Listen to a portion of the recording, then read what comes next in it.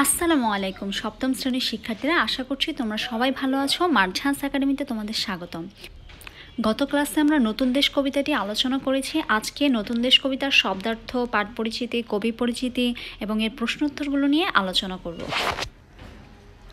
ফার্স্টেই দেখো শব্দার্থ। ভাটা। চাঁদ ও সূর্যের শক্তির আকর্ষণে সমুদ্র বা নদীতে পানি বেড়ে যায়, একে বলে জোয়ার। এই পানি কমে যাওয়াকে বলা হয় ভাটা। পানি যদি বেশি থাকে তাহলে সেটাকে আমরা কি বলবো? জোয়ার। এবং এটা হয় মূলত চাঁদ এবং শক্তির আকর্ষণের কারণে। আফিস হচ্ছে অফিস। আমরা পাঠ পরিচিতিটা পড়ে নেই। এই কবিতাটি রবীন্দ্রনাথ ঠাকুরের সহজ পাঠ গ্রন্থের প্রথম ভাগ থেকে নেওয়া হয়েছে। এই কবিতায় অজানাকে জানার সীমাহীন কৌতূহল এবং প্রকৃতির সকল রহস্য উন্মোচন করার আপার আকাঙ্ক্ষার কথা প্রকাশিত হয়েছে। ভাটার টানে ঘাটে নৌকো বাঁধা, মাঝ নদী পেরিয়ে কোথায় গিয়ে যে পৌঁছবে তার কোনো ঠিক নেই। হয়তো কোনো নতুন দেশে বা নতুন পরিবেশে গিয়ে সে পৌঁছাবে। এই সব প্রশ্নের উত্তর জানতে কৌতূহল জাগবে যে কারোরই। হয়তো কোনো অসীম সৌন্দর্য, অজানা আনন্দ বা অপার বিস্ময় তার জন্য অপেক্ষা করে আছে। অজানার প্রতি এই ব্যাকুলতা শিশুরা তার আশেপাশে সবার মধ্যেই দেখতে পায়। নেক্সট আমরা কবি পরিচিতিটা পড়ে নিই। দেখো, আমরা পড়েছিলাম যে এটি লিখেছেন কবি রবীন্দ্রনাথ ঠাকুর। ওনার সম্পর্কে আমরা একটু পড়ি। বাংলা ভাষা এবং সাহিত্যকে বিশ্ব সাহিত্যের অঙ্গনে সম্মানের আসনে অধিষ্ঠিত করে বিশ্বকবি অভিহিত হন রবীন্দ্রনাথ ঠাকুর। 1861 সালে তার জন্ম এবং 1941 সালে তার মৃত্যু। তিনি জোড়াসাঁকোর ঠাকুর পরিবারে বাড়ির মহর্ষি দেবেন্দ্রনাথ ঠাকুর এবং সারদা দেবীর চতুর্দশতম সন্তান। আধুনিক বাংলা কবিতার ধারায় নতুন যুগের প্রবর্তক তিনি। একমাত্র 15 বছর বয়সে প্রকাশিত হয় তার প্রথম কাব্যগ্রন্থ, যা কি বনফুল।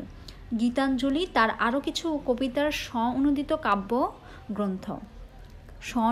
কাব্যগ্রন্থ। সং অফারিংসের জন্য তিনি 1913 সালে সাহিত্যের নোবেল পুরস্কার লাভ করেন। মানসী, সোনার তরী, চিত্রা, খনিকা, বলাকা ইত্যাদি তার অন্যতম কাব্যগ্রন্থ। ছোটদের জন্য তিনি রচনা করেছেন শিশু ভোলানাথ, খাপছাড়া প্রভৃতি কাব্যগ্রন্থ। বাংলা ছোট গল্প প্রথম তার হাতেই প্রতিষ্ঠা লাভ করে। কবিতা, ছোট গল্প ছাড়া উপন্যাস, আচ্ছা এগুলো দেখো, এগুলো হচ্ছে তার আরও কিছু উপন্যাস, নাটক, প্রবন্ধ, সঙ্গীত, ভ্রমণ কাহিনী রয়েছে। তারপরে ব্যাকরণ, ভাষাতত্ত্ব, ছন্দ, চিত্রকলাপেও তিনি অসামান্য অবদান রেখেছেন। অনন্য সাধারণ প্রতিভার অধিকারী রবীন্দ্রনাথ একাধারে সাহিত্যিক, চিন্তক, শিক্ষা সংগঠন, সুরকার, গীতিকার, নাট্যকার, নাট্য প্রযোজক, অভিনেতা এবং চিত্রশিল্পী। এছাড়া তিনি শান্তিনিকেতন আর বিশ্বভারতীর মতো কী করেছেন? নতুন ধারার শিক্ষা প্রতিষ্ঠান গড়ে তুলেছেন।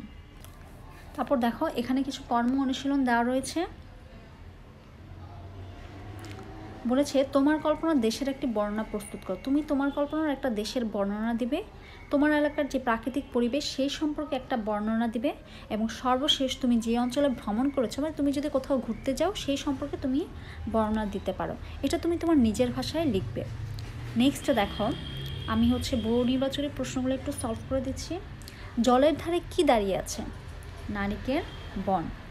অমনি করে যাই ভেসে তাই নতুন নগর বনে। এখানে কি প্রকাশ পেয়েছে বলো তো? এখানে কি প্রকাশ পেয়েছে?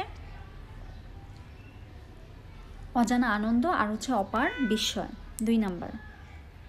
নেক্সট দেখো, দেখা হয় নাই চক্ষু মেলিয়া, ঘর হতে শুধু 2 পা ফেলিয়া, একটি ধানের শীষের উপরে একটি শিশির বিন্দু। উদ্দীপকের সঙ্গে নতুন দেশ কবিতার কোন দিকটি সাদৃশ্যপূর্ণ? অজানাকে জানা। উক্ত দিকটি নতুন দেশ কবিতার কোন অংশে প্রতিফলিত হয়েছে? জানি না কোন দেশে পৌঁছে যাবে শেষে। একটা সৃজনশীল প্রশ্ন রয়েছে, আমরা এটা সলভ করি।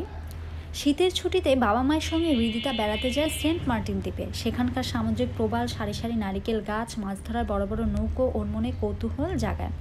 দিগন্ত বিস্তৃত নীলাভ জলরাশি, পরিষ্কার আকাশ ওকে নিয়ে যার অন্য এক জগতে। ওর ইচ্ছে হয় সমুদ্রের নানা রঙের মাছের সঙ্গে খেলা করতে, আবার কখনো বা আকাশে পাখি হয়ে উড়ে বেড়াতে। তাহলে দেখো, ফার্স্ট কোশ্চেন কি? নীল আকাশের মাঝে কি সাজে? নীল আকাশের মাঝে পাহাড় চূড়া সাজে। থাকি ঘরের কোণে বলতে কি বোঝানো হয়েছে?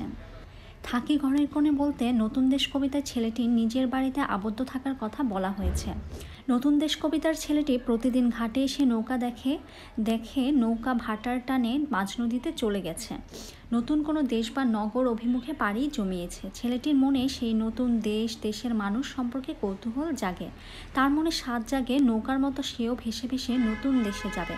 কিন্তু ছেলেটিকে ঘরের কোণেই সীমাবদ্ধ থাকতে হয়, তাই সে আক্ষেপের সঙ্গে বলে, থাকি ঘরের কোণে। রিধিতা সেন্ট মার্টিনে দেখা দৃশ্যে নতুন দেশ কবিতায় চিত্রিত কোন দিকটি প্রতিফলিত হয়েছে ব্যাখ্যা করো। রিধিতা সেন্ট মার্টিনে দেখা দৃশ্য নতুন দেশ কবিতায় চিত্রিত প্রাকৃতিক পরিবেশের দিকটি প্রতিফলিত হয়েছে। বাংলাদেশ প্রাকৃতিক নিঃসর্গের দেশ, চারদিকে মনোরম পরিবেশ দেশটিকে ঘিরে রেখেছে। বাংলার প্রাকৃতিক শোভা মনোমুগ্ধকর। বাংলাদেশের রূপ সৌন্দর্য প্রকৃতি প্রেমিকের হৃদয়কে আনন্দে পূর্ণ করে। উদ্দীপকের রিধিতা সেন্ট মার্টিন গিয়ে অপূর্ব সৌন্দর্য দেখে মুগ্ধ হয়।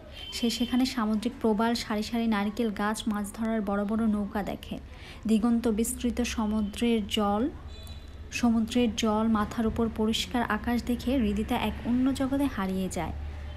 উদ্দীপকের হৃদিতার দেখা প্রাকৃতিক সৌন্দর্যের চিত্র আমরা নতুন দেশ কবিতায়ও দেখতে পাই। নতুন দেশ কবিতার ছেলেটির চোখ দিয়ে আমরা দেখি নদীর বুকে সারি নৌকা চলার দৃশ্য। ছেলেটির কল্পনায় ভেসে ওঠে নীল সাগরের কথা, যার জলের ধারে সারি সারি নারিকেলের বন। কবিতায় আরও চিত্রিত হয়েছে বিশাল নীল আকাশ, তার মাঝে পাহাড় ইত্যাদি, যা রূপসী বাংলার প্রাকৃতিক সৌন্দর্যেরই প্রকাশ।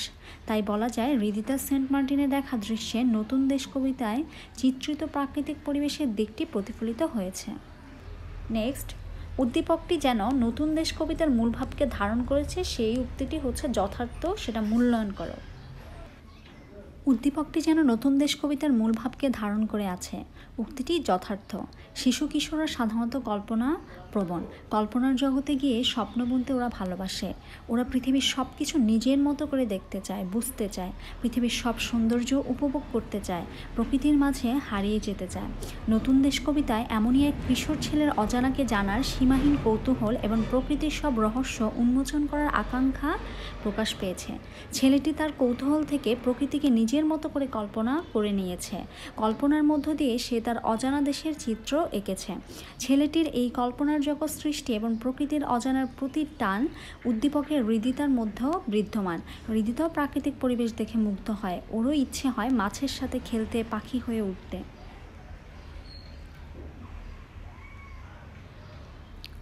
উদ্দীপকের হৃদিতা ও নতুন দেশ কবিতার ছেলেটি উভয়ই হচ্ছে কিশোর। তাই উদ্দীপক এবং নতুন দেশ কবিতা উভয় জায়গায় দুটি কিশোর মনের অব্যক্ত আনন্দ, কল্পনা, কৌতূহল প্রকাশ পেয়েছে। উভয় জায়গায় ফুটে উঠেছে কল্পনার রঙিন জগৎ, যা হৃদিতা ও ছেলেটির কল্পনার তৈরি। তাই বলা যায় মন্তব্যটি যথার্থ। ভিডিওটি ভালো লাগলে অবশ্যই লাইক, কমেন্ট, শেয়ার করবে এবং নিয়মিত আপডেট পেতে চ্যানেলটি সাবস্ক্রাইব করে রাখবে।